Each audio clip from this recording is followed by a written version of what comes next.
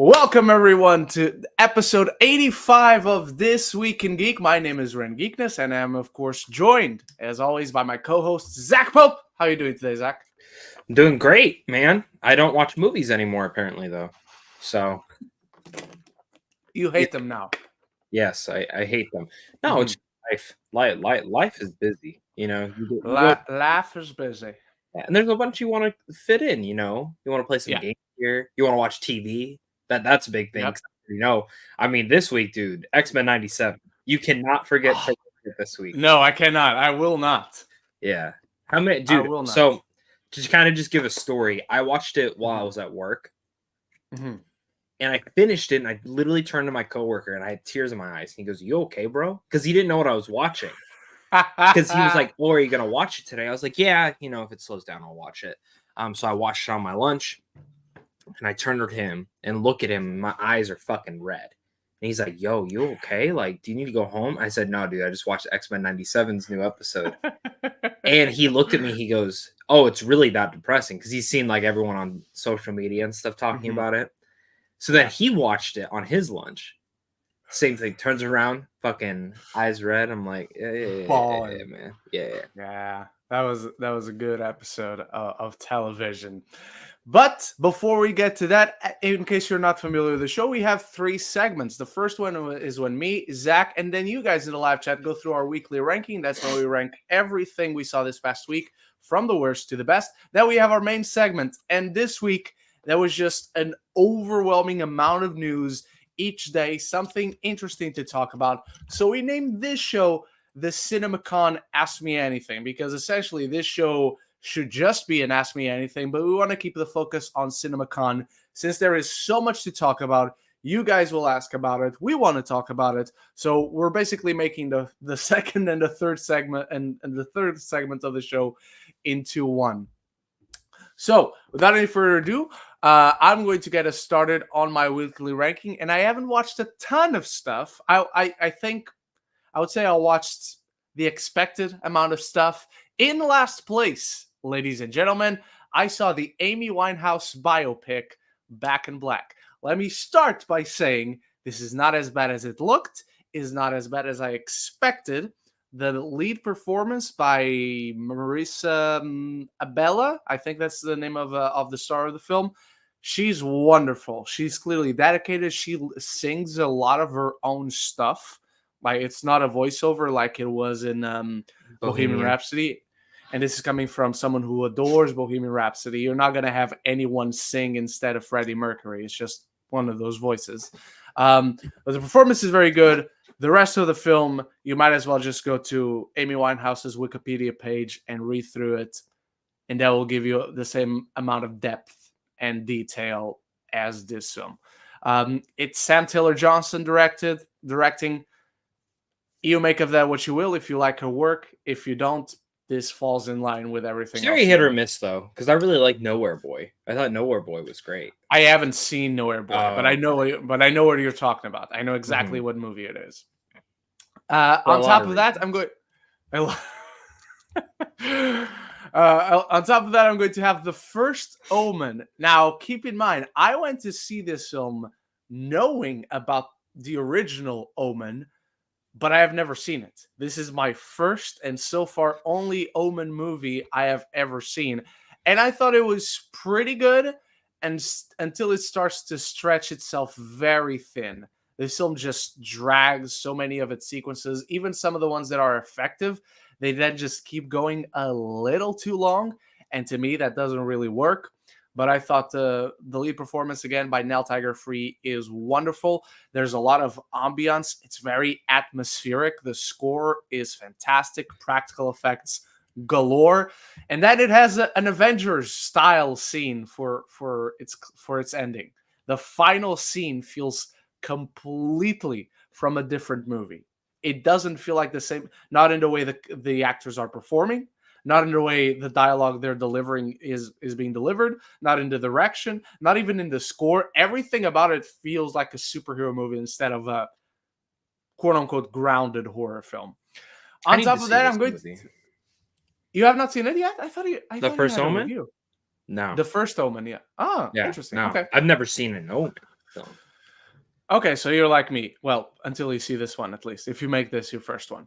On top of that, I'm going to have Monkey Man, Dev Patel's directorial debut, and I love Dev Patel in this film. This movie is exactly my kind of action film. It's violent, it's gnarly. I love how he intertwines culture and mythology with the current socio-political climate of India. I think that's all very well done.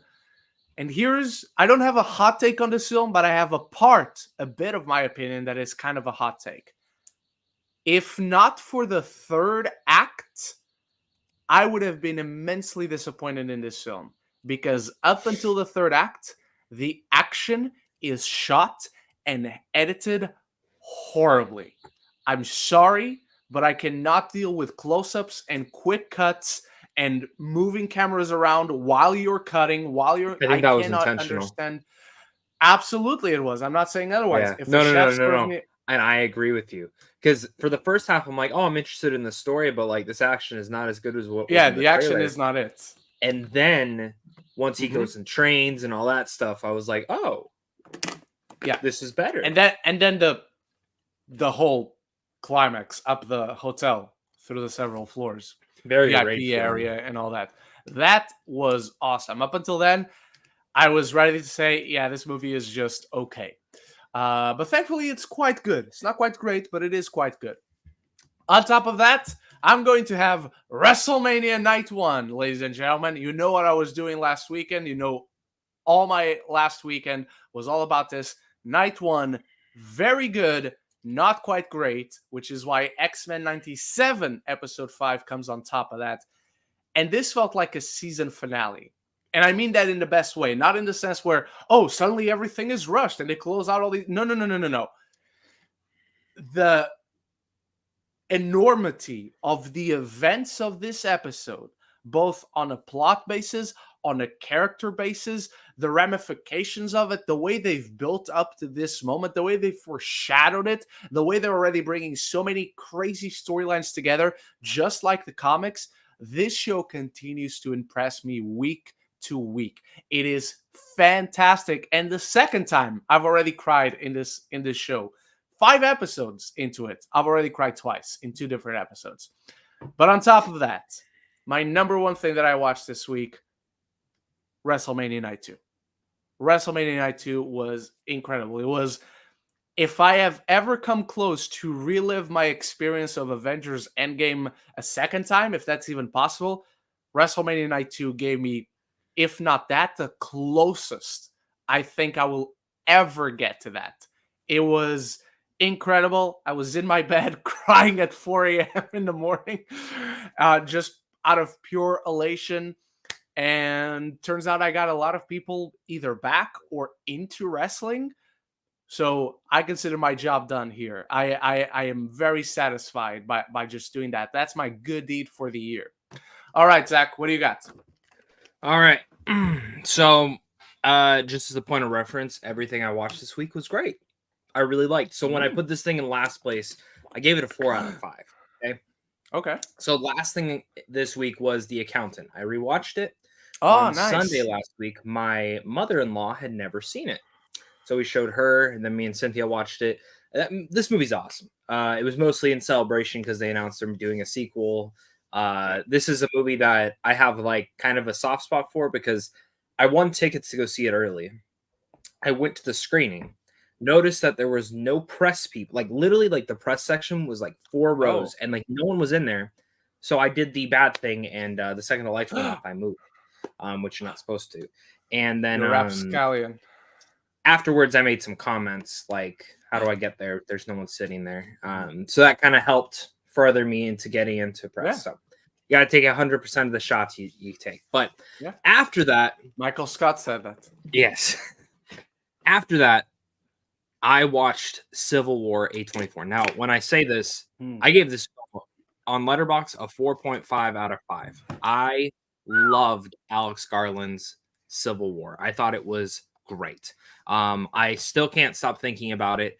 It was intense.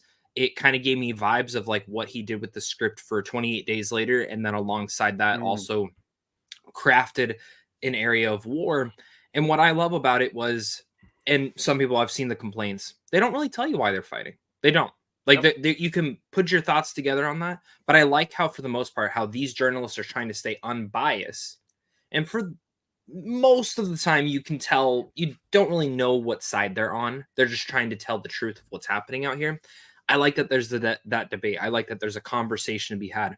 I think this is one of the scariest films, and I think the sound design was incredible. Like, there's a cut where they're watching fire in the air, like people shooting at each other, and then like instantly it goes to daytime, and you hear a gunshot go off, and I thought my heart was gonna stop. Were you so well done. Were you disappointed that the Avengers never show up? Be honest. And a little bit. Okay. But I will say my only issue with the film, it ends a little too abruptly for me personally. But other than that, I kind of understand. Like, I have to claim Alex Garland at the same time because it's an hour and 45 minutes. That's it. Like, he didn't go over it. He easily could have. I still think that maybe like he easily could have gone 2 hours. Hour 55, 2 hours exactly. But I really love this movie. It's one of my favorites of the year. But I did watch 3 more things this week. And up next is X-Men 97 episode 5. I will not get into spoilers, but that was incredible. That was... I went back and rewatched the majority of the original show in preparation for this show. And I have to say, I genuinely think that's one of the best episodes they've ever done. I think it's the best of the new stuff. And the older stuff, I think there's an argument made. It's probably top 3, top 2. I can't wait to see next week's. I cannot wait to see. Episode 2 is still my favorite overall. You know what's funny? That's my least favorite one out of this season. Episode 2? Yeah. With really the UN meeting? Yeah, I really like it, but it's my least favorite. So, my least favorite is 4. Easily, it's 4. Up next, 4. Up next, at my number 2, film doesn't come out for a couple more weeks, but the embargo finally lifted yesterday, and I can talk about it. I know. It's Challengers. I'm seeing it Tuesday. Fuck yeah. This is a masterpiece. That I think it's, personally for me, it's Luca Guadagnino's best movie. I have not stopped thinking about it. What was his best movie before you saw this one? Probably Call Me by Your Name.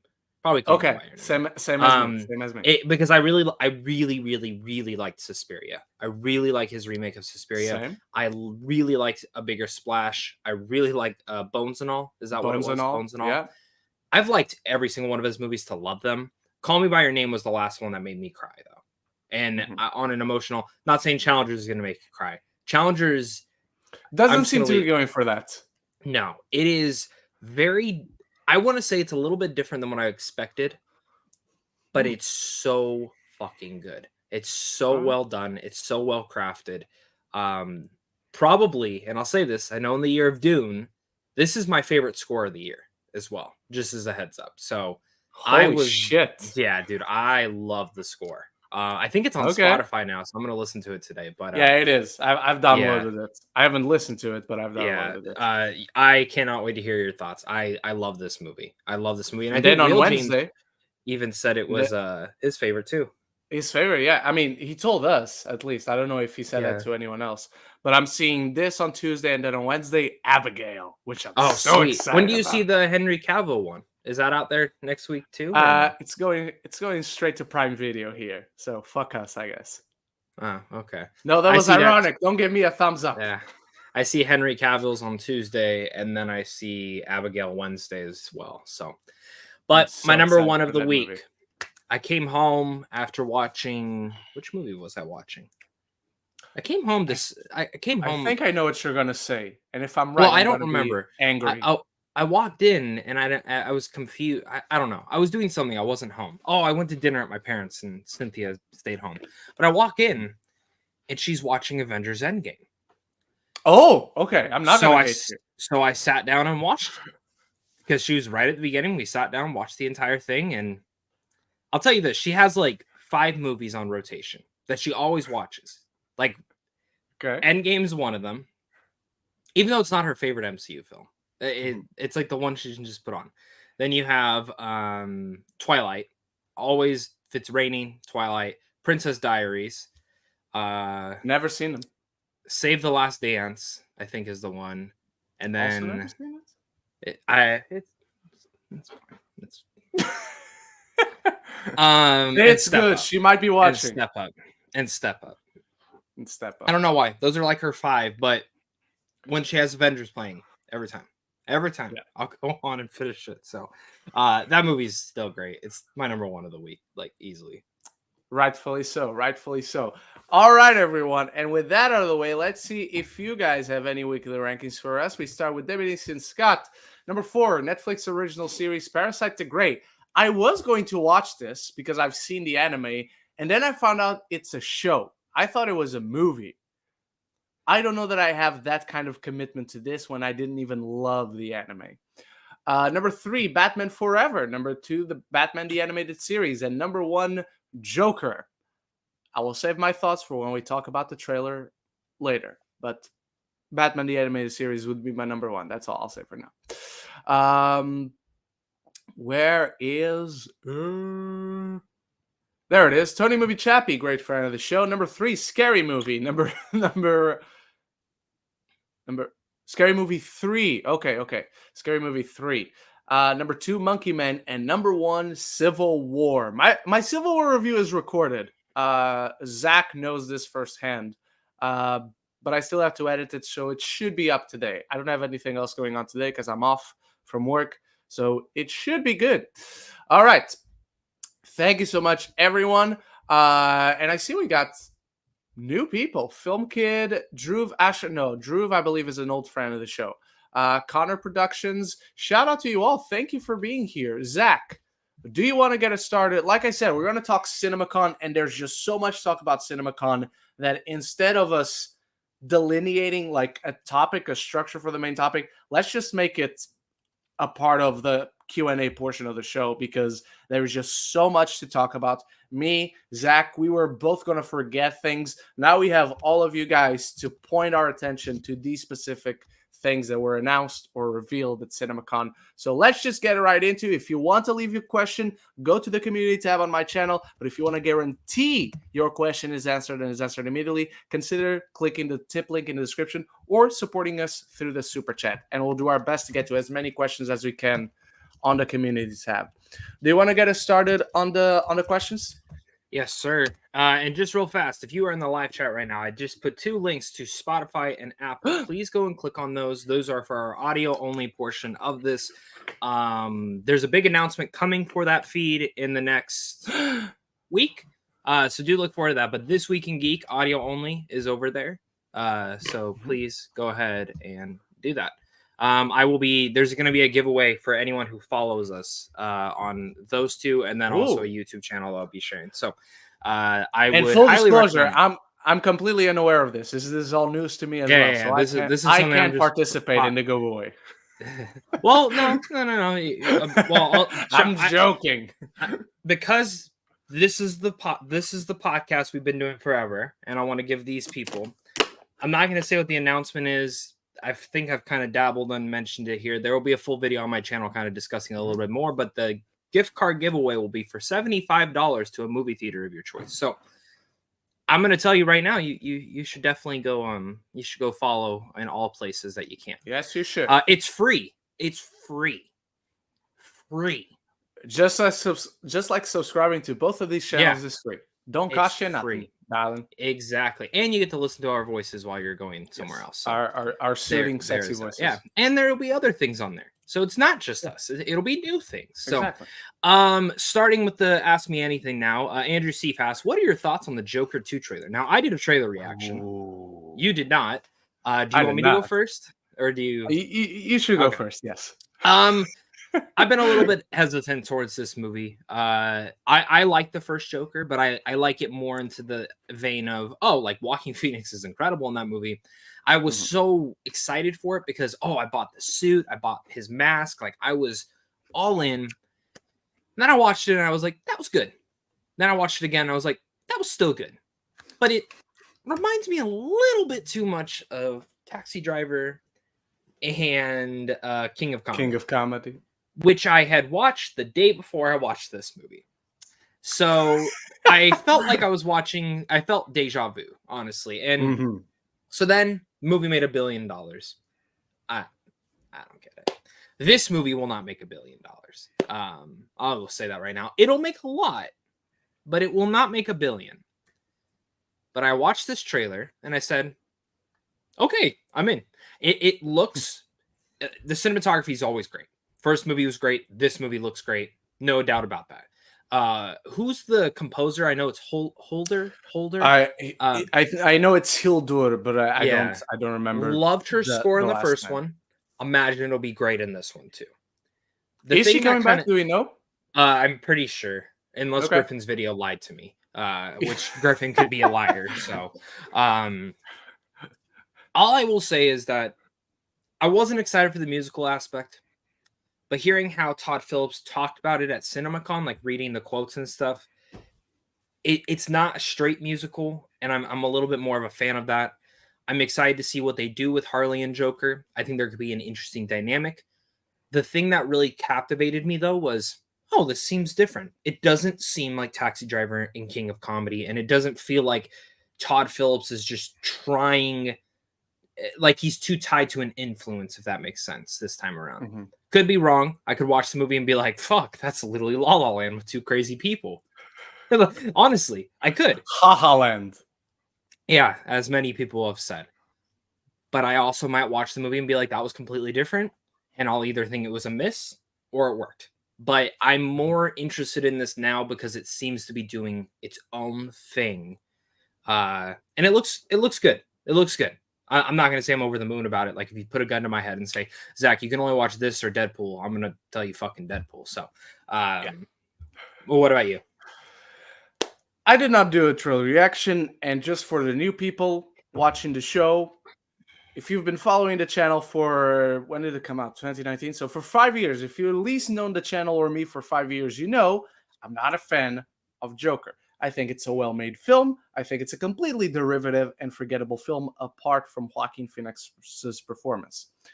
Let me also put into context that one of the reasons I can't connect with this film just isn't for me is because what has always made the Joker interesting for me is the mystery surrounding this character. So the more I learn about him throughout that first movie, the less interested I am, the less frightening, the less scary the Joker is, and loses all the mystique of that character. All the reasons I fell in love with the Joker as a character, as a villain, that's not present in this version. So, with that out of the way, that hot take being established, I thought the trailer looks good as well. Yeah. And I'll tell you why. Because now he's going into that musical aesthetic. He's keeping his grimy, dirty, Taxi Driver and King of Comedy kind of aesthetic to it. But he's not doing those movies anymore in terms of storyline. Now it's La La Land by way of One Flew Over the Cuckoo's Nest, which Griffin pointed out in his video. So that's totally on him. I did not make that connection. He did. So I think that's more interesting. Am I still excited for the film? No, because all those components I just mentioned about why I gravitate towards the character like Joker, they're just not present in this version of the character, nor are the elements that made me fall in love with Harley Quinn present in this version. Especially with her already being in the asylum. Yeah, exactly. At least from what I could tell. I mean, I could be wrong. No, she is.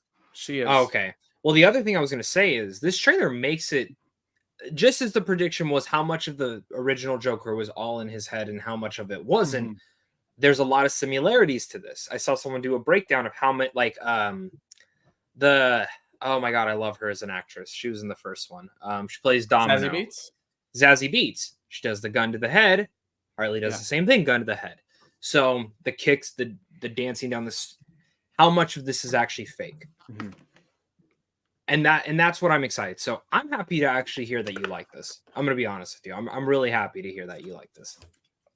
But I will again, Harley Quinn, I don't like that Lady Gaga is playing her. I think it's one of those actresses. She's so much Lady Gaga that I don't buy her as Harley Quinn. And again, all the elements. Harley Quinn is my favorite female comic book character of all time, and it's not close to anyone else. Yep, same. So I'm not interested in this version of the character. And the relationship. Do you want to know why I you know what I think of absolutely. when I saw her? So I think of the scene from House of Gucci when she's on the table and Adam Driver. That's exactly what I think of. That's it. Like that whole movie is burned into my head. And that is a big reason why I'm not excited to see her in the role, because she was great in A Star Is Born, playing a person similar-ish to herself, and then she's totally not similar, I hope, to whatever her name was, Gucci, and she was terrible. Everyone was terrible in that movie, to be fair, but she was one of the people who was terrible. I thought she was decent, but nah, sorry, I can't. I respect that, but to me, she was in a soap opera. Everyone was in a soap opera, but a very different soap opera. Yeah. Each performance, different soap opera. 100%. 100%. I think the only person that was like, I'm in a cinematic movie directed by Ridley Scott was Adam Driver. I think he was the only person. Yeah. Lady Aaron, which studio do you think had the best overall panel at CinemaCon? Now, this is a question that is impossible to answer because we weren't there watching the to a certain degree. I think there's two answers to this. Okay, go for it. I think there's the answer for the people who weren't there, and I think there's the answer for the people that were there. I would personally say, from reading a lot of the coverage, watching 3C Films coverage, Disney gave the best CinemaCon panel at the convention. They showed the most footage. They didn't announce new stuff, but they just showed stuff. A lot of people. Well, they semi-announced one new thing, but we'll get to it. But for the most part, they just talked and showed 75 minutes of stuff. They showed a lot of Inside Out. They showed a lot of Kingdom, Deadpool, a lot of Inside Out. So that's all that. For us outside of the convention, Paramount had the best panel, in my opinion. They had the most announcements. They had the most new things announced. And I think that was one of the coolest things personally. They I see there's questions for it, so I don't want to get into exactly what they announced, but there was a lot in there for me to be very much excited for. Where Warner Brothers, they had Joker, and honestly, I can't remember anything else from that panel because it was probably all in-house stuff. Same thing with Lionsgate, announced some cool things. Like I guess they had some cool trailers, but again, we didn't see any of those trailers. No. That's the thing to me. In terms of coming out, who had the best announcements? Probably Paramount.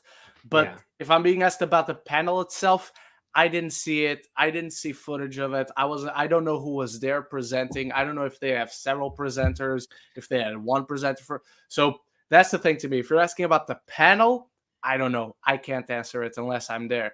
But announcements coming out, probably Paramount. Universal had some good ones too. I'll say that. I'll give Universal. But again, a lot more in-house stuff that we just didn't see. Plus, the other thing is Disney allowed photos, which was probably a lot of the reason why we heard so much about Disney's merch.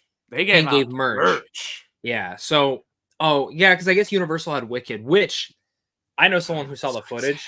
Ren, they described so preface this. My wife does not like The Wizard of Oz. Not a big fan of musicals. My friend described the footage. She wants to see it now. Okay. So I've seen Wicked on stage. I know you have. Cannot wait to see this movie. So I cannot wait for it. I'm still not 100% sold on it, if I'm being honest. But I'm not 100% sold on Ariana Grande, but everything else I am. Yeah, basically. Did you know that she was on Broadway? Ariana Grande? Yeah. No. Wicked or just? I think it was. I'll look it up if you want to. What the fuck? How did I not know this? Yes. What? Let's see. As Glinda? She couldn't have been Glinda in 2008. Let me see. That's when she was on Nickelodeon, and she did the water bottle thing that was on the documentary thing of Nickelodeon. Yep. Nope. Yep. Maybe. I don't know. Keep going. Keep going. I'm doing Okay. This is why we need someone else to give us the goods. We need a third person. Where's Cody? Where's Cody when you need him? All right. Andrew Seif. Ren, what are your thoughts on WrestleMania 40? What are some of your favorite moments and matches? WrestleMania 40, as an overall thing, was excellent. Favorite matches. Favorite matches: Rhea Ripley versus Becky Lynch, Gunther versus Sami Zayn. The tag team main event on night one was really cool. Next day, what do we got the next day? The tag team ladder match was fucking insane. Those guys were throwing each other around like nothing. Did you find it? Yeah, so she wasn't in Wicked, but she did start on Broadway. That is where her entire career started at. Okay. So that I get. Yeah, that's pretty big. I mean, just yeah, that is big. From night 2, love Drew versus Seth. I really love Drew McIntyre, but I can't be mad at Damian Priest. That was a great moment for him. And the main event, Cody Rhodes versus Roman Reigns, was fuck off. I watched it after. No, I watched it after. You watched the whole thing? Like I say the whole thing, the match. The whole match, yes. I watched the whole match. Holy shit. What did you think? I thought it was awesome. Dude, honestly. So we were doing something when you kept messaging me about it. I kept seeing posting. And I wish I watched it live because she would have liked it too. Because then I showed her part of it. And she goes, "Oh my God, the Undertaker." Because the Undertaker, when she was a kid, she was like frightened of. She was really hoping Stone Cold Steve Austin was going to come out though. So when Undertaker came in, I haven't seen anything on like the dirt sheets or anything, but supposedly that was Stone Cold's spot because Stone Cold and The Rock, they themselves have a history of WrestleMania. Yeah. So that's I don't know. She was hoping. He couldn't make it. Yeah. Everyone was like, oh, he rock bottom John Cena. Okay, Stone Cold is coming out next, and Undertaker came out next. Nobody was expecting that. That was cool. I love how they did the whole. I'll just say, I've never been huge into wrestling. I've watched here and there. That match was fucking awesome. Great. That's wrestling. That's WrestleMania, where it's. Do you think that's one of the best matches ever? Has to be, just because it celebrates everything that I love about professional wrestling. Is there anyone wrestling. You wish would have shown up? I wish you could have gotten Stone Cold, just because him and The Rock have that history between themselves. I don't think the match loses anything, because all those cameos, they're not the match. That section is basically 40 years of WrestleMania, and then you actually get back to the match where it's just Roman Reigns and John Cena. Which that was good. Really, John Cena. Sorry, Cody Rhodes. So I have to tell you something. Since you watched the match, after everyone disappears, you have Roman Reigns in the middle with a chair, and he's looking at Cody Rhodes, and he's looking at the other guy, Seth Rollins. Yeah, and he chooses to hit the other guy. Yeah. Him and Seth have. Here's why that is so fucking good, Zach. This is cinema. Because in 2012, Roman Reigns, that guy, Seth Rollins, and another guy who's now in AEW, he's not in WWE anymore, they debuted as The Shield. They were unstoppable. For like 2 years, they conquered everything and everyone. And then in 2014, Seth Rollins turned heel on his brothers. Okay. And he started by hitting Roman Reigns in the back with a chair. The whole storyline up until now has been Seth telling Cody Rhodes, hey, I'm at least partially responsible for creating this monster that Roman Reigns is now. So now, 10 years later, he has the opportunity. If he hits Cody with a chair, he wins. It's done. He's still the champion. But he cannot fucking let go of what happened 10 years ago, of the guy who betrayed him. That is so fucking good. But anyway, yes. Let me tell you right now, I know maybe I shouldn't do this publicly. I've been telling you need to do a fucking wrestling podcast. I'm going to introduce you to someone. Okay. I think you guys should do one and do it on that feed. Okay. Whether it's audio only or not. This is the first time hearing about it. You guys both talk too much wrestling. Okay. And I love it. I love How did it. I not meet this person when I was out there? He didn't. I okay. Became a little bit closer with him afterwards. So okay, fair. or after I'm looking invites had for. gone out. I'm looking forward to it. I'm looking forward to it. All right, what's next? Since we are both Damien Chazelle fans, what are your thoughts on Damien writing and directing a new movie for Paramount? Great. He's not in jail. I'm happy. And Paramount's trusting him. He's directing a movie in jail, but yeah. Well, I'm happy. And this is what I'll say. Babylon was not his fault. Babylon was a really good movie. I just think, honestly, I don't think Babylon had great marketing. Personally, like a lot of my friends who have seen it now on streaming thought the movie premiered on streaming. They did not. Again, people are dumb. I know.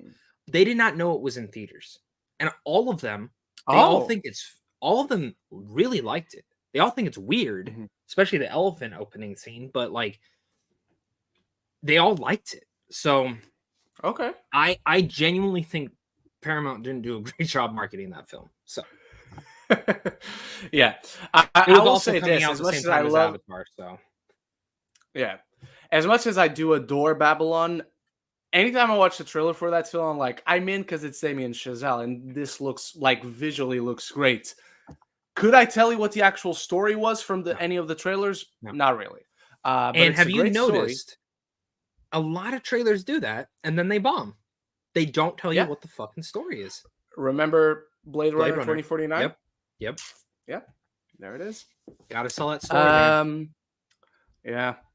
Lydia Aaron also asks, even though this wasn't announced at CinemaCon, what are your thoughts on the Cannes lineup for this year? And are any of you attending Cannes Film Festival? Didn't pay attention to the lineup because I'm not attending. I don't really care what goes on there. I read that he was having difficulty. Did it like it's getting official. backing? It's Did he get into? Okay, cool. Yeah. Not that I'm too interested. And then other than that, I will go to Cannes if you pay for my flight and my room and my board and my yeah. And your what? My room and board. And do you not know what that is? What do you mean? Yeah, it's like food. No. Food. Oh, okay. Like when you go to college out here, they call it, you pay for room and board. And it's like I don't know how universities are out there.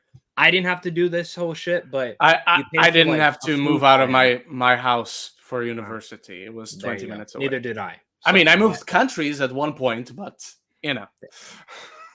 It's neither here nor there. Yeah. All right, what's next? Since the first footage of a ton of upcoming movies were shown at CinemaCon, which movie footage were you jealous of not getting to witness in person, and which one would you have wanted to see the most? So, starting with this, I think it's easy. Deadpool. It's the farthest away. It was the first 9 minutes basically of the film, but it wasn't just that I wish I could have seen. It was all the in-between splices of Deadpool and Wolverine crashing the party that I wanted to see, of them making jokes and telling the audience to turn their phones off. I did not want to see the Inside Out 35 minutes. If you're going to show 35 minutes, just show the whole fucking movie at that point. Same thing with Kingdom of Planet of the Apes is so close. I wouldn't have wanted to see that one either. They did it with Lightyear 2 years ago. Just show the movie. Yeah. Just show the movie. You know what footage I am jealous about, though? Everyone getting to see the Fall Guy. That's what I was jealous of. Because they showed the Fall Guy. I can't wait for that one. So, what about you, man? Anything you were jealous of? Everything and anything that I didn't get to see, I wish I could have seen. It's as simple as that. Like anything that you don't give me, I want it. I'm a child like that. Let me say, I do have one from a different panel, I guess. Borderlands. I'm very curious on the movie. I want to keep seeing more of it to see if my excitement sways more towards, oh wow, this actually looks good. I didn't even realize they had shown they had done anything about Borderlands because I don't remember hearing about it. Even watching 3C's coverage, I don't remember him mentioning. Yeah, they just showed a couple clips, I guess, which seemed to have been a mixed reaction. Some people were like, "Oh, that looks a lot better than I anticipated," and a lot were like, "Oh no, that looks not great." I will say this, and maybe something's changed. They've not done a test screening for this movie. They were supposed to, and it got canceled. And then the reshoot thing came out. So that's not good. Yeah, I'm very interested to see what happens with that movie. Yeah. I love the game. I love the game. And that original script was awesome. Lady Aaron, thoughts on an R-rated Teenage Mutant Ninja Turtles movie being in the works? Fucking awesome, because they are adapting The Last Ronin, which is probably the best story ever written on the Teenage Mutant Ninja Turtles. Yep. Won't get into spoilers. Grab a copy of it. I have a beautiful hardcover of it somewhere in this. I have a figure too over in the corner. It is yes, you do, you bastard. I wanted to ask you this because I knew someone was going to ask us about this. Okay. So I posted on Twitter. You got 3 directors that could possibly do this. Who would you want to? We know the writer of Boy Kills World will be doing this as a script. Who would you want to see direct it? I said Travis Knight as my number 1 pick. 2, I said that. Seth Rogen and Evan Goldberg. They've already shined the way for Mutant Mayhem, but they've been a part of The Boys, Invincible. I would love to see them get back into directing. I think they can do dark and they can do comedy. I know The Last Ronin is a lot more darker than comedy to any sort of degree, but I would like to see them tackle that. And my last bit was Sam Raimi. I would love to see Sam Raimi tackle a Ninja Turtles movie with a wild and bloody tone to it. So those were my 3 picks. I was thinking David Leitch or Chad Stahelski as well, but I feel like it's a little bit too much in the roundhouse. I don't want to see someone do something a little bit different here. So go ahead. I do like your Sam Raimi shout. I do like the Sam Raimi fit into this. I'm going to give you Benson and Moorhead. Ooh, yeah. That's a great one. Stahelski is a really great shout. It's just like, does he have the time? Because he's doing Highlander? Yeah, exactly. Because I could see Benson and Moorhead going and doing it. What's the Japanese video game? Oh, Ghost of Tsushima. Ghost of Tsushima. He's also doing that.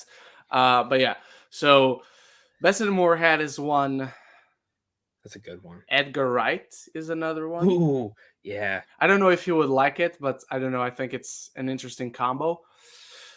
Ryan Coogler. Ooh, okay. That would be, I'd be down for that. Michael B. Jordan as, I'm not going to say who, but the last turtle Ronin remaining. Yeah, the last Ronin. Exactly. Yeah, for sure. Do you think they change? Do you think they change who the last Ronin is? No. To keep a mission? No. Okay. No. Because there's been I don't know if you know, they're making a video game as well based on the last Ronin. Yeah. And there's been some rumors that how the game's going to play out is it's your choice. Like, in a sense, of your choices through the flashbacks that is interesting. will lead into who the actual last Ronin is. So fans of the comics are like, oh, that's I made a different choice. It ended up being someone else. I think that's interesting because it's on you. So if you want the story to play out as it does in the comic, keep that turtle alive. If not, choose how it would turn out with someone else. I think that's interesting. But just blatantly going, no, it's not going to be this turtle in the comic. It's going to be the other one. It's like, why? Like, is there a point to it? I'm very curious, too. What do they do? Is it CGI? Or are they going suit? I think I've read that it's not exactly like in the 90s, but it's practical, or at least a mix of the two. Because it's R-rated, so I got to it's not over 100. 100 at most for the budget. So I would even say like 80. Yeah. I mean, you can get away with a lot with 80, depending on who's making it. I have one more director choice. Okay. It's very off-kiltered, but I would love to see a Gore Verbinski come in here and do a Ninja Turtles R-rated film. No? Killing me, man. But I'm not. I've never been the biggest fan of his. I was always going to say no. I was love Gore Verbinski. I know. Who? Destin? Would you like to see Destin do it? I know he's doing Naruto, and Shang-Chi too. But yeah, I think it'd be great. Some of those action scenes in The Last Ronin, fuck yes. I mean, get whoever is directing Shogun to direct this. Ooh. Oh, you know what? Maybe. Get James Mangold. What the fuck are we talking about? Yeah. He might be too busy as well, but he's the obvious choice. Yeah. Yeah. Get All right, Greta what's next? Gerwig. Thoughts on Emma Stone being in talks to star in an untitled movie for Universal Pictures with her husband in the talks to direct this film? Emma Stone starring in anything is exciting. I don't know what this movie is, what it is about, what's the genre. So I'm curious, but I'm not excited. I've never seen her husband direct anything, as far as I'm aware. So that doesn't get me more or less excited. But Emma Stone being in anything, I'll keep my eye out. Surprised she's not directing, because that seems to be the next trajectory for her career. I Yeah, didn't that's hear the true. husband part of directing though. I just heard she was Me in neither. talks. So Yeah. I'll look it up. But yeah, Emma Okay. Stone, she's my favorite actress working right now, so I can't say anything more. Oh. All right. Lady Aaron, speaking of the Cannes lineup being announced, which films are you excited that are premiering at Cannes this year? I'm not excited for None. any of them premiering at Cannes because I'm not going to be at Yep. Cannes. Same. Especially if Furiosa gets announced. I'm going to be really sad. It would have been announced by now if it was going to be there, I think. I don't know. Could be a secret one. Sure. Do they do a secret screening? I should ask Luke. I think Luke they is did. going. He's been before. I should ask Oh, Luke. never mind. Anyway. We're done. It already is announced to premiere there. It already is. Okay, there you go. In March, so it was Furiosa. Furiosa is the one I'm most excited about, even though I'm not the biggest fan of Mad Max Fury Road. This one looks like it has an actual story, which is great. Dude, did you see the stuff from CinemaCon, what the story is? No, and I don't want to see it. Okay, you don't? Okay, I'll leave it at that. No. When I finally saw that, I said, I understand why you got Anya Taylor-Joy and didn't just bring back Charlize. It makes so much more sense now. I am so about the story and how it's going to be told. It is different than any other Mad Max movie. At least the way that George Miller described it could be the exact same, and it's just not told in the way that I'm thinking of. So interesting. All right. What's next? Thoughts on the trailer for the new Daisy Ridley movie, The Young Woman in the Sea? I don't care. Daisy Ridley's great, but did you watch the trailer? Though? No. Okay, you didn't. I haven't watched it either. I also saw it's going to go on Disney Plus like immediately after. So. Oh, is it? Okay. Yeah, apparently. Yeah. So honestly, let me tell you right now, I love Daisy Ridley. No. I was about to say a joke, but I'm not gonna. That's for this week in the Geek After Dark. We can start that. We can start that now. Audio. We can start that. Yeah, for sure. I'm into it. All right. Lady Aaron, thoughts on Interstellar being re-released in theaters later this year to celebrate the film's 10th anniversary? Will you go watch this on IMAX or 70mm? Why not both? Because I have both here. I just don't know if they're re-releasing it here. But if they are, I am very excited. I am definitely going to go watch it. Zach? I've never seen Interstellar in theaters. So it's my favorite Nolan movie. So when I keep forgetting about that. Yeah, I was very excited. Actually, it's funny because anytime I like Cynthia, this is one of her favorite movies is Interstellar. It's her favorite Nolan film. My friend Tyler that you met, Interstellar is his favorite Nolan film. We're gonna buy a whole row for this movie because I can't wait. I can't fucking wait. We have a theater that plays IMAX 70mm, so I will be there right away. All right, what's next? Thoughts on Glenn Powell starring in Edgar Wright's The Running Man remake? This news broke yesterday or 2 days ago, and about, what was it, half an hour before, someone gave you a scoop that exactly this was happening. Yes. I've never seen The Running Man, so I don't even know. I've never seen The Running Man. I know it is. But I like Edgar Wright. Stars in it. I love Edgar Wright. I like Glenn Powell. Love Glenn Powell. Love dystopian futuristic sci-fi, and I love giving my friends scoops and immediately seeing them validated for everyone to see. So yeah, I knew about this for a day before it came out. I basically got the detail that it is shooting this year. The star has been cast, and it is Glenn Powell. Cool.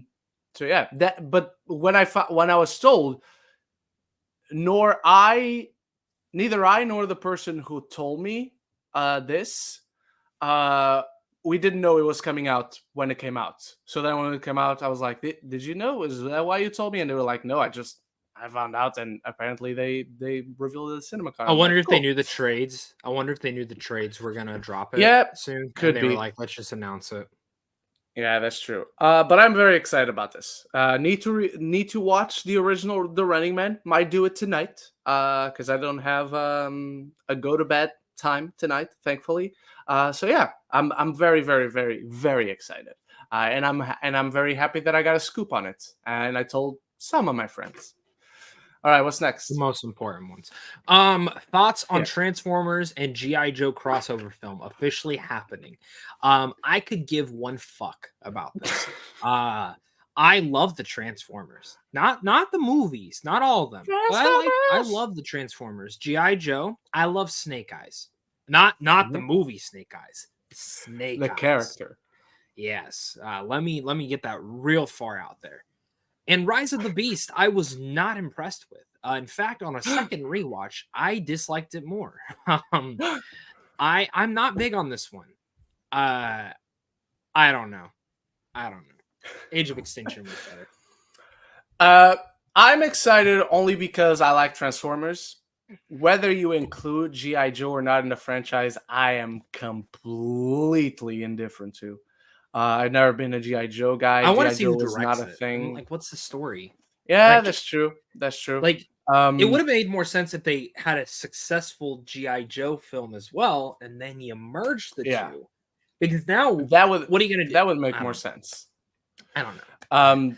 Is Megatron gonna join really Cobra? I did really like Rise of the Beasts more than most people. But that final scene, that tease of the G.I. Joe coming in, it wasn't one of those things where everyone on the screening going, "Oh my god, yes!" Like Beast. Oh, my screening. Captain Marvel. Oh, my screening. There was. Oh, my screening. Or the that's because you're American.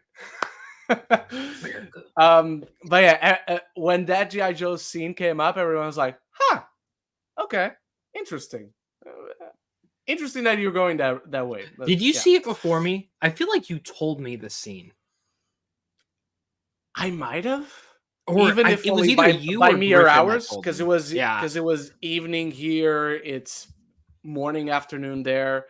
So I might have, but I genuinely don't remember. I genuinely do not. Someone told me beforehand. I said bullshit, and then I watched it. I'm like, Lady Aaron. And I want you to answer this one first while I take care of something quickly. Lady Aaron, thoughts on a Scary Movie reboot being in the work? I don't know.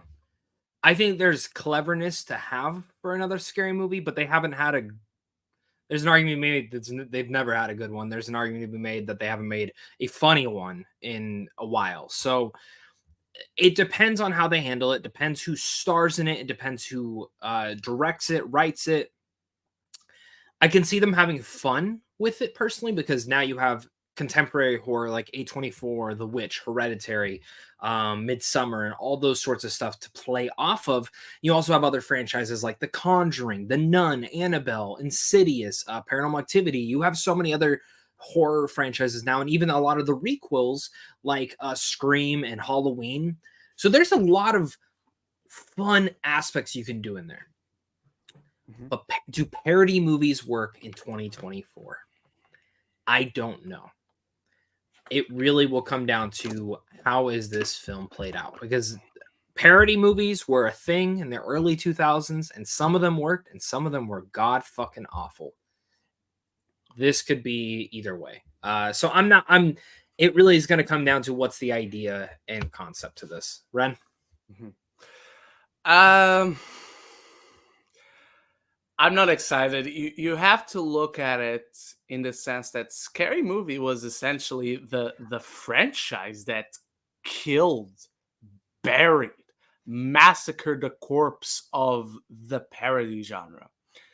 And since Scary Movie ran itself and the whole concept of parody movies to the ground, we haven't had any overtly parody movies. We have had parody movies played more subtle, played with a wink and a nod, but are not overtly, this is what we're parodying yet.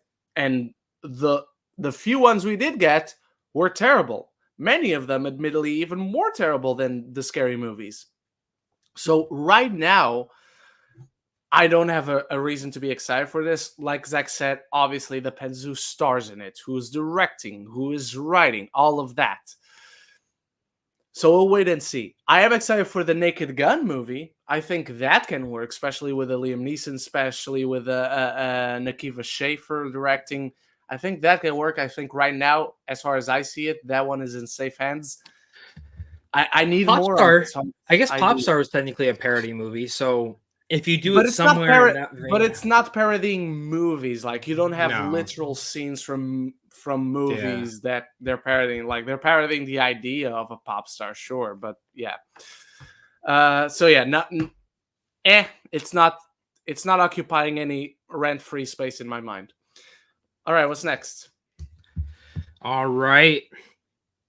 Thoughts on the Five Nights at Freddy movie getting a sequel with it being released in 2025? Do you think we need one, or is this completely unnecessary? So, if it's better written, I liked what I saw, but I sat there like more as like just I like the game, so like I like what we're getting here, but like it could have been way better. So,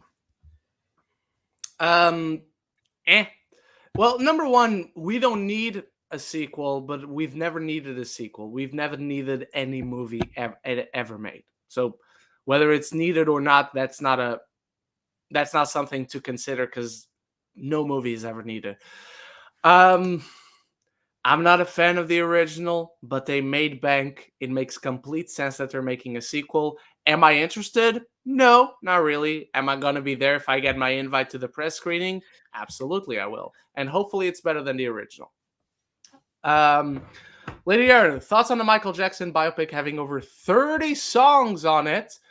And do you think the actors will be purely singing the songs on their own, or will they lip sync to the actual track that they won't be able to top? Don't really care how they go about it as long as there's an artistic decision about it. I don't know. I don't even know if I believe that they'll have 30 songs in it. That seems like overkill, or that the movie will be excruciatingly long. it is. They said that at CinemaCon. They said it is going to be a very I'm not shitting you. That was a direct quote. Fuck. There's no time right now, but they said it is going to be very long. Is it going to be long? Answer the question, Zach. Answer the question. No. Yeah, I will I recognize all the 30 songs? That is the real question. I think I will recognize most of them, but I don't know if at 30 I will recognize all of them. All right, what's next? Thoughts on Margot Robbie producing a live-action Monopoly movie? I'm in. It's Margot Robbie. She can do anything right now. So, but it's just producing. Like, she's not in it. Like, do you know how many actors and directors and writers? She's gonna be in it. She could gonna be. Maybe. In it. Maybe. Yeah. If she isn't, I'll be less excited. Sure, but I think she's gonna be in it. She's gonna play Mr. Monopoly. Exactly. She's gonna grow a real mustache for it, and then it's gonna be woke. So yeah, sure. Half the internet will hate it. All right. Thoughts on Phil Lord and Chris Miller's movie Project Hail Mary, starring Ryan Gosling, finally getting a release announcement set for 2026. Will you read the book before seeing the movie, or will you go completely blind before watching the film? Reading is for nerds, first of all, Aaron. So I don't read. I'm kidding.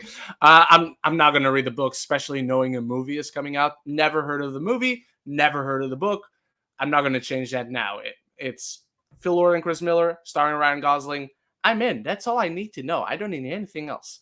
But I didn't know about this. I don't know what it is about. So right now, yes, I'm probably going to go without knowing a single thing about it. I'm sure I'll learn about the plot. I'll watch the first trailer, but I have no idea what this is, and I'm very excited that I don't. Zach? Do you know who wrote it? Do you know who wrote the book? No. The guy who wrote the Martian book. I was gonna guess that. Yeah. Swear to anything you want. I was gonna guess that. So Andy Weir is his name. Yep. So this has been in development for a while. This was announced when First Man came out, that Ryan Gosling was attached to this with them to directing. So okay, I don't know what's been holding it up for this long. But a new Phil Lord and Chris Miller movie that they're actually directing, because they haven't directed anything, not including Solo and not including television since what, 22 Jump Street, Lego Movie 1, Lego Movie 2. Did they direct Lego Movie 2? No, they didn't do the second. I'm pretty Oh, sure they didn't okay. do the second one. But I mean, it's been a while. I mean, and I get it. They've been very hands-on with Spider-Verse, and that's probably been a big reason for why it's been so delayed. But I don't know. We'll see. I'm excited. That casting with Ryan Gosling, but I don't know what the book's about. I just know it's a space movie. So that's all I know. Space. All right, what's next? Which upcoming movie announcement at CinemaCon left you intrigued with excitement, and which announcement left you intrigued in a bad way? I don't think you can be intrigued in a bad way. Yeah.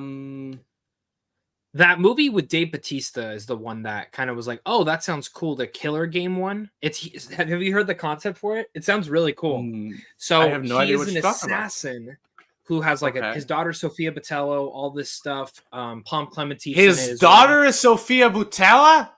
Yeah. So keep talking. So all this stuff. There's no trailer, no nothing yet. I guess they showed a trailer there, but the basic overall concept is he's an assassin, top of his game. A lot of people don't like him, and he ends up getting diagnosed with like stage 4 cancer, and they tell him you only have a couple months to live. Instead of dying by the cancer, he wants to die by an assassin. So he tells someone, put a hit on me, and I'll go out in my own way. Problem is, the day after the hit comes out, Ren, turns out the doctor's fucked up. He's not dying. Nope, doctor's fucked up. Gave him the wrong diagnosis. I like that. And they will not take it off. So apparently it's an action comedy. And the trailer looked apparently really good. So I'm intrigued. Dave Bautista is 55 years old. Sophia Boutella is 42. Number one, how is she 42?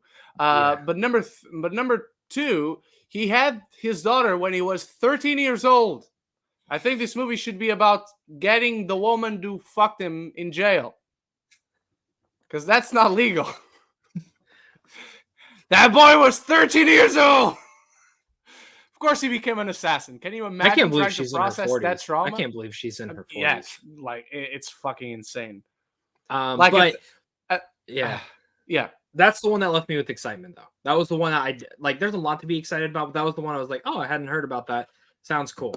The one that left me with the most excitement is knowing that Marvel went out of their way to purposefully create an inappropriate Deadpool popcorn bucket. Yeah. Kevin Feige was on stage. He announced Kevin Feige said the F word. He said the F word. He said, while some popcorn buckets inadvertently become, I don't remember what he said, like are inadvertently inappropriate. Just wait, because he asked specifically the team that was working on Deadpool to design a popcorn bucket for them. So, like, I'm probably not going to get it because we never get the popcorn buckets out of this. We never get the popcorn buckets out here, but I cannot wait to see what this is. I cannot wait to see the dirty thing Zach Pope does with this popcorn buckets. You guys don't even know what I do with the Dune one. I'm doing it right now. I do. It's underneath the desk. Yeah, exactly. Where it belongs. I just have it like attached to the bottom of the desk like this. Don't say what do you have it attached to. We don't want to know that. We don't need to know that. No, you know it's funny. You know what I have it? I have a Jurassic Park car and a dinosaur popping out of it right now. Everything you say is like, where's he going after this? Every single word I'm like, where's he going? That didn't sound that bad. You were about to talk Jurassic Park. How do you want me to think that is not a euphemism for something? Okay. Jigo EP, what are your thoughts on the whole MCU criticisms from fans, quote unquote fans, especially people not being happy about the Silver Surfer casting, thinking Disney is pushing an agenda? Can I start this? Can I start this? Yes, you can. Yes, you. I think you're a little bit. I literally think you're a little bitch if you say MCU. Like no joke. If I ever, it is like the most cringy fucking thing to read. If I ever hear that in person, because I've only seen it in comment section, I've never heard it in person. If I did, I verbally would probably throw up because that is like you just saying it on top and I of know on them, yeah projectile vomit like onto them. it is legitimately like the little bitchiest thing to say. Who gives a fuck? Who gives a fuck? Who gives a fuck if a girl is Silver Surfer? I don't give a fuck. Silver Surfer is silver. I don't care. I do not care. It goes back He to the is Little literally a Mermaid thing. Ken doll. I have a figure. I can show people. He is Yeah. literally a Ken doll. He Yeah. does not have genitalia. Yeah. And it's not a situation where, oh, there's never been a female Silver Surfer. It Nope. is in the comics. That is a lie. Yes. Would I prefer Norrin Rad? Sure. Actually, there have been several female Silver Surfers. There you Not go. all of them are called Silver Surfer, but Heralds of Glass. That's my thing. I've never I'm not the biggest Silver Surfer fan. I don't know a lot about her. Boo. Would I prefer to have Norrin? Yeah, sure. Why not? I don't care. But you cast Julia Garner. Who gives a fuck at that point? Yeah. I don't know. I think everyone is a bitch. Let's just admit, Julia Garner would be terrible casting for Norrin Rad. I would agree with that. Yeah. God. And you know what would be funny? If Norrin ends up being in the movie. That's the thing. We know this Fantastic Four is set in a different universe. Yeah. I totally believe their world is destroyed. This Silver Surfer dies, and they get into the MCU, and in the universe of the MCU, Silver Surfer is Norrin Rad. Yeah. So you can enjoy your dickless Silver Surfer all you want. Yeah. Yeah. Could easily 100%. be too. So 100%. All right. What's next? Why is this Zach, what are your thoughts about Wade and Vanessa? This is a spoiler for the 9 minutes. Do you mind? Well, now I've read it. Oh, okay. Go for it. Because I didn't know about this. Me neither. Until I'm finding out about it. Zach, what are your thoughts about Wade and Vanessa not being together in Deadpool and Wolverine? I thought about you when I saw that information. Oh, that's romantic. I despise that. I fucking despise that. I despise it so much. I despise it so much. I despise it with a why even have her come back? Why even have her come back? They should have just said that whatever changes he did didn't fix the future. She just still eventually died. They just still should have had that then. Remember at the end credit scenes? Like whatever he did to save her, then the next day she fucking died. It's just, that's how it just works. He cannot save her. I don't know. It's fucking dumb. I think it's stupid. They should have kept her alive. I'll tell you right now, only person coming to the MCU, just be prepared, is Deadpool. That's all. And Hugh Jackman's Wolverine. But that we knew. Yeah. But I don't know. I have a lot of thoughts. Why? Why? Breed. It's okay. No. Like she's dating someone else apparently too. Like what? Like that's. But it's why have it that like that? Like I read the scene. Mm-hmm. It's basically like, oh, thanks for coming. How are you been? Oh, I'm seeing someone new. It's kind of nice not being shot at every day. Now that's she like is dating Wolverine. That would be funny. That would be funny. Now let me tell you. Or she is dating Colossus because he is very sensible. Yeah. I wouldn't be mad at if she ended up dating like Wolverine or something like that. I think that would be cool. But I don't know. I just like, for me, it's like, why bring her back? Why at all? So what about you? What do you think? Do you have any thoughts? I'm shocked, but yeah, if the point to it is, look, by the end of the movie, he's coming to the MCU, she's not, so they're not going to be together anyway. So it really depends on what you do with it. Is she dating someone? Do we get to see that someone? Is that someone like the fact that she is dating that person, whoever that person is it funny that, oh, she's dating this person? Like she's dating Magneto or Charles Xavier or Wolverine or Colossus or Cable. She's dating Cable now, and Josh Brolin fucking shows up. Or she's dating Domino. Like, she's dating Domino. there's got to be a point to it. If there is a point to it, cool. Again, at the end of the day, at the end of the film, he's gonna say bye-bye to her. So he's gonna say bye-bye to everyone. Whatever. He's gonna, yes, but the point of contention in this case is just her. So yeah, they're not gonna be together by the end of the film. So do you know anything else about the 9 minutes or no?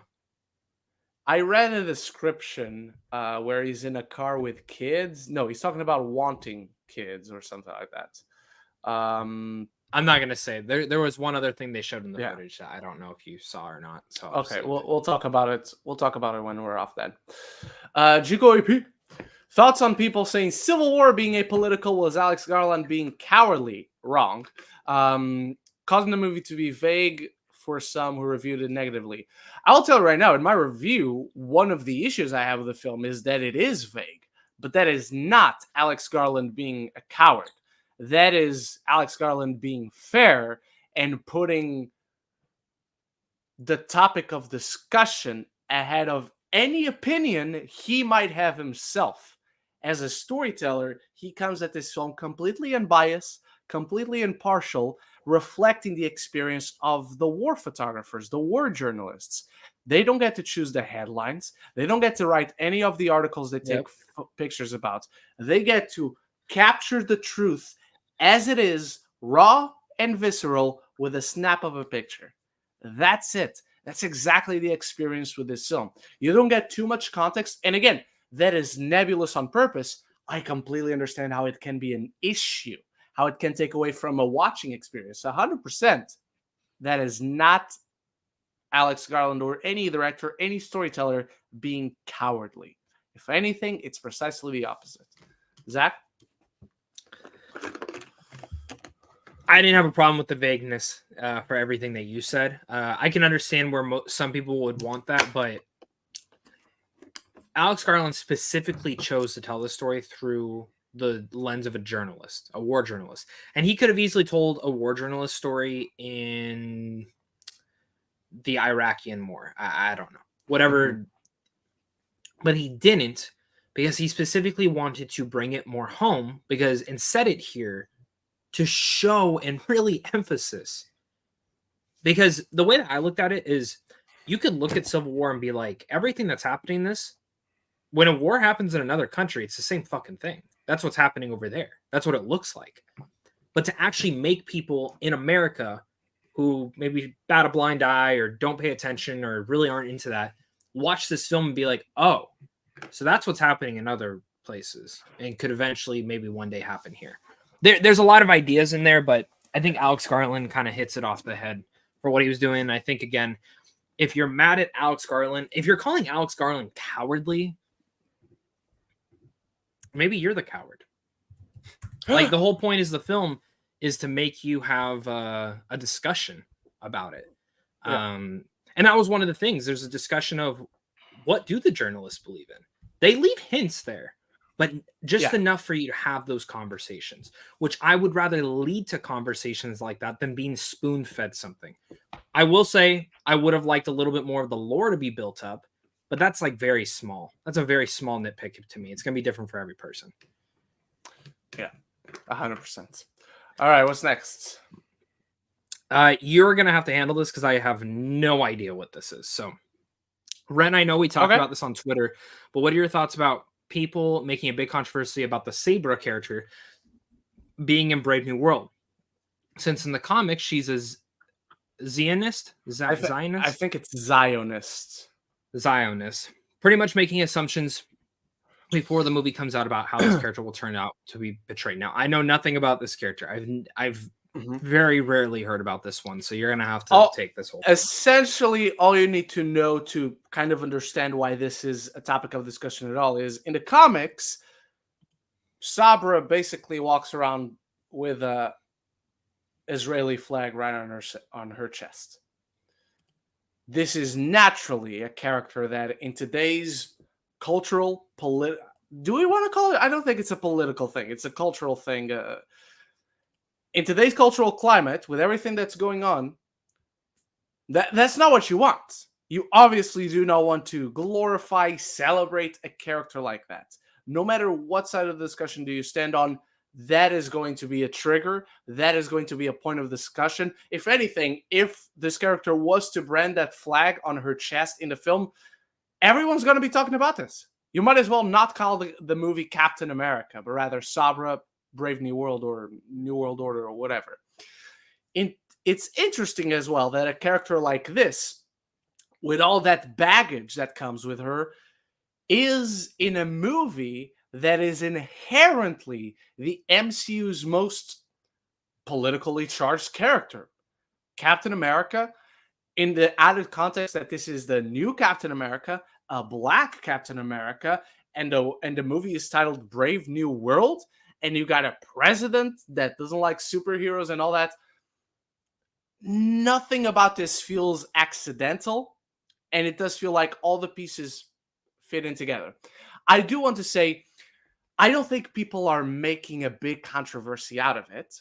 I think this character is, again, in the context of where we are today, this character is naturally controversial. And there are people that, rightfully so, again, one side or the other, are naturally emotionally charged. And their thoughts, their vision, immediately, as soon as you mention this character, you talk about it, they have a target. Justified or not, and I think it really depends on individuals you're talking to. I'm not generalizing anyone and putting them in a box. Yesterday, I was having a discussion, and as far as I'm concerned, I'm just debating ideas because I'm not assuming anything of what the movie is doing. But let's not pretend also that Hollywood is a place of high morality. But even if you keep that in mind, Hollywood is a completely amoral place. Are they going to split? Are they going to risk their profits by including this character, knowing what she brings with her? This all stems because in the comics, long ago, because I don't even know if Sabra is around these days. She's about to be, probably because of the film. But in the 80s, she was a character that as soon as she sees someone who is Palestinian, she punches that person. She belittles them. She verbally attacks them. That is a creed that unfortunately many people had. Unfortunately, many people still do. And people who were writing for Sabra were the same. They perceived Palestinians inherently as villains. So what if this movie, and they have just announced she's going to be working for the US government, what if that's the point of proving her wrong? And what she's doing, what she stands for, is exactly what Captain America is trying to avoid. Again, I'm assuming, but I'm not stating this as a fact. I'm asking questions. Could this be the way? And if they are changing the character, but still keeping her in the film, knowing how many people are going to have their targets set on her or on this movie, there has to be a reason for it. Otherwise, they're totally stupid. And otherwise, I will watch the movie and I'll be like, you know what? Marvel really fucked up here. They really made a succession of bad choices, of terrible choices for this film, and Sabra is one of them. Maybe I will say that. Maybe I won't. I haven't seen the film. I have no details on this film, on this character's inclusion in the film. So the fact that they're keeping her, they're choosing to keep her, they're choosing to rewrite the film and going to reshoots and still keep this character, while the one thing we know about this character is a big change from the comics, I think that's interesting. I think there has to be a point to it. And I think we're getting way too angry without any context. We've said it before on this show. I will say it again. Context is important for everything. And as you learn new information, any intelligent person will change their opinion. If I see on a sheet of paper, Zach, if you give me a sheet of paper that has 2 plus 2, I'll say, oh, that's 4. And then you reveal there's another plus 2 there. I'm not going to keep saying, oh, but it's 4 because it's 2 plus 2. No, it's 2 plus 2 plus 2. It's 6. With new information, with context, you change your opinion. You might change your opinion. Let me say that. So, again, I don't think people are making a controversy out of this character. I think this character is inherently controversial. I think there are a lot of people who have the right to be emotionally charged, have an opinion, have a perspective that I, again, a straight white man, will never have on this character. But I think what I'm interested in is in the discussion. I'm not interested in being right because I won't be right or wrong about this. She could be all the good things that I'm suggesting she may be in the film. I might still think the film is shit. She could be a completely terrible Zionist in the film. I will have problems with that if they glorify that. But again, I don't know. It's what we said before. Discussing this type of character, of stories, its real world correlations and parallels, I'm not interested in being right. And a lot of people on the internet, whenever we're having these sort of discussions, whether it's this, whether it's the MCU, the Silver Surfer thing, a lot of people are not interested in actually discussing. They're interested in being right. I'm not. I lost interest in that a long time ago. Zach, do you want to add anything? No, because I literally do not know. I was just listening to you rant. Okay. Nothing, man. I don't know anything. I just hope Brave New World's a good movie. Same here. All right, everyone. And we do not have any more questions. We didn't get any super chats today, so we're going to close it. How rude. How rude. How rude. We're going to have to shut the show down now. Ren, we can't do it anymore. No, you got to do your big giveaway. That's when we'll get the most super chats and tip links. Yeah, thank you so much. Every super chat the week prior gets you an extra thing. Gives me what? Extra entry. Gets you an extra entry. Oh yeah. Remind everyone next week. All right, everyone. Thank you so much for watching. It's a shorter episode than I expected, but we're about the same time frame. Thank you so much for watching. We'll be back next week for more This Week in Geek. And until the next one, love each other and love